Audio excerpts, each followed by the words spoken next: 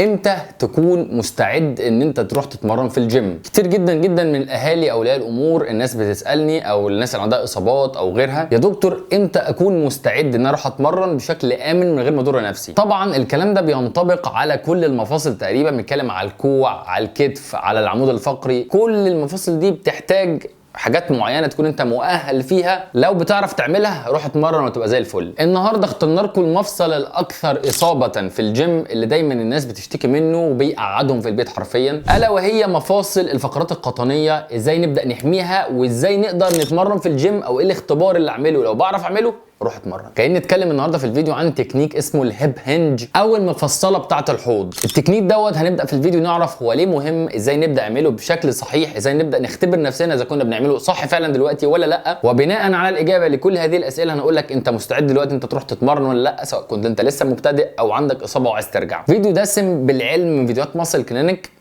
يلا بينا. السلام عليكم ورحمه الله وبركاته. ازيكم ابطال؟ عاملين ايه؟ معاكم دكتور حازم طارق، دكتور علاج طبيعي ومدرب شخص معتمد. لما نيجي نتكلم على اصابات القطنيه حدث ولا حرج. ناس عندها انزلاقات غضروفيه، ناس عندها خشونه في الفقرات، ناس عندها عدم توازنات في العضلات، ناس عندها مشاكل في الفاسد جوينت او المفاصل بتاعه الفقرات القطنيه، وناس ثانيه الحمد لله القطنيه بتاعتهم سليمه و100 وعايزين يعرفوا احنا نقدر نتمرن دلوقتي ولا لا. قبل ما نبدا نتكلم في التكنيك بتاع الهيب هنجنج اللي هنتكلم عنه النهارده، خلينا نعرف خلفيه تشريحيه سريعه جدا. لازم نبقى عارفين ان احنا لما بنيجي نتني ظهرنا ان احنا نعمل مثلا وضعيه الركوع بالشكل ده، بيكون في الحركه دي مكونه من حركتين، حركه في مفصل الحوض بنسميها هيب فليكشن، وحركه في مفاصل القطنيه او مفاصل العمود الفقري السفلي وبتسميها لامبر فليكشن. اللامبر معناها منطقه الفقرات القطنيه ودي بتمثل الفقرات دي. الهيب وهي منطقه الحوض وبيمثلها عظمه الفيمر اللي داخله في الاسيتابيلم وعامله لي مفصل الحوض. من هنا جه مصطلح بنسميه اللامبو بلفيك ريذم، ان في رتم او ايقاع او تناغم ما بين حركات القطنيه وحركات الحوض. وانت بتعمل الحركه بتاعه الركوع دي لازم يحصل تناغم وتناسق في المدى الحركي وشغل العضلات ما بين الفقرات القطنيه ومفصل الحوض. لو التناغم دوت تم بشكل كويس انت بتعمل لامبو بلفيك ريذم بشكل كويس، بتعرف توطي لقدام بشكل كويس، وبالتالي توطي قدام دي يعني بتعمل سكوات بشكل امن، بتعمل ديد ليفت بشكل امن، بتعمل اي تمرين رو وانت موطي بشكل امن، اي تمرين فيه توطيه في الظهر هتعمله بشكل امن ان شاء الله. نيجي لنقطه الاختبار بتاعنا، ازاي نعمل هيب هنجنج بشكل كويس. هتجيب عصايه بالشكل ده وتكون ماسكها وبعدين تبدا تحطها ورا في ظهرك بالشكل اللي انت شايفه. لما تحطها بالمنظر ده لازم العصايه تكون ملامسه لثلاث نقاط. النقطه الاولى بتكون مؤخره الراس، النقطه الثانيه بتكون منتصف الفقرات الصدريه، النقطه الثالثه منطقه السكرم او منطقه الفقرات العجزيه تحت. بعد ما تعمل التكنيك بالشكل ده والعصايه تكون لازقه على ظهرك بالمنظر ده، انا عايزك تقف رجلك عرض كتافك بهذا المنظر، وبعدين تحاول ان انت توطي للامام بظهرك بحيث ان العصايه تفضل ملاصقه لمنطقه الفقرات الصدريه ومنطقه دماغك من ورا ومنطقه السكرم من تحت.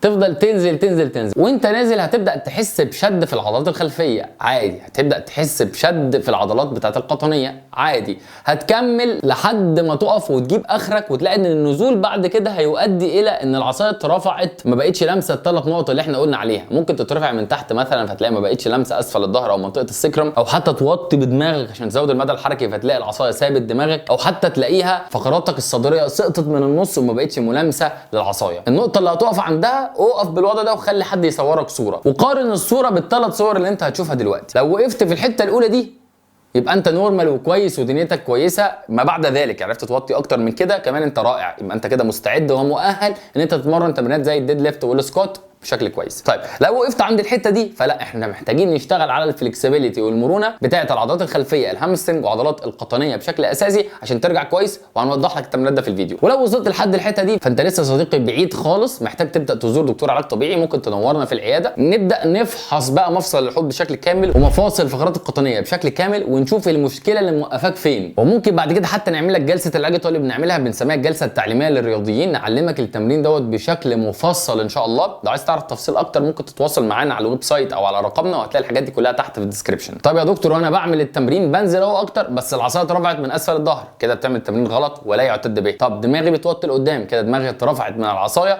والتمرين لا يعتد به. لازم العصايه لو حطينا نقطه عند دماغك ونقطه عند ظهرك ونقطه عند منتصف ظهرك ونقطه عند اسفل الظهر لمنطقه السكرم وشدنا خط ما بين الثلاث نقط نلاقيهم على استقامه واحده. يا دكتور انا مش الحاله الاولى مش بعرف اعمل التمرين بشكل كامل بالشكل اللي حضرتك عملته ده، فايه وضعي؟ هقول لك لو انت انت حاله من الاثنين، لو انت الوضعيه دي اللي هو بتنزل بس مش بتنزل قوي والمرونه عندك محتاجه تتحسن، كمل الفيديو ده وهتعرف الاسترتشات اللي انت محتاجها. ولو انت النوع الثاني اتفقنا انت محتاج تزورنا او تزور دكتور علاج طبيعي عشان يبدا يظبط لك الموضوع ده. طب يا دكتور انا من النوع الثاني اللي هو محتاج شويه مرونه، اعمل ايه عشان اعرف اتمرن بشكل امن؟ هقول لك ان اللي بيوقفك حاجه من الاثنين او الاثنين مع بعض، قله المرونه في العضلات الخلفيه او الهامسترنج ماسلز. والعضلات دي بتبقى مشكلتها ان هي ماسكه في الحوض من ورا، لما بتشد بتاخد الحوض في وضعيه بنسميها البوستيريور بلفيك تيلتنج، حوضك يقلب لورا بالشكل ده، فتيجي توطي لقدام حوضك نفسه هو اللي مانع. اول مشكله تكون من الفقرات القطنيه نفسها، ان العضلات اسفل الظهر اللي مسؤوله عن حاجه بنسميها اللامبر اكستنشن، والعضلات دي بنسميها لامبر اريكتور سبايني. العضلات دي ممكن تكون اوفر اكتف او تايت او شده جامد مخليه القطنيه مفروده، فتيجي تتني العضلات دي هي اللي تمنعك. فاعرفك دلوقتي استرتشين تمرين اطاله هتستمر على كل واحد فيهم لمده 40 ثانيه ثبات في التمرين الواحد، وتكررها 4 تكرارات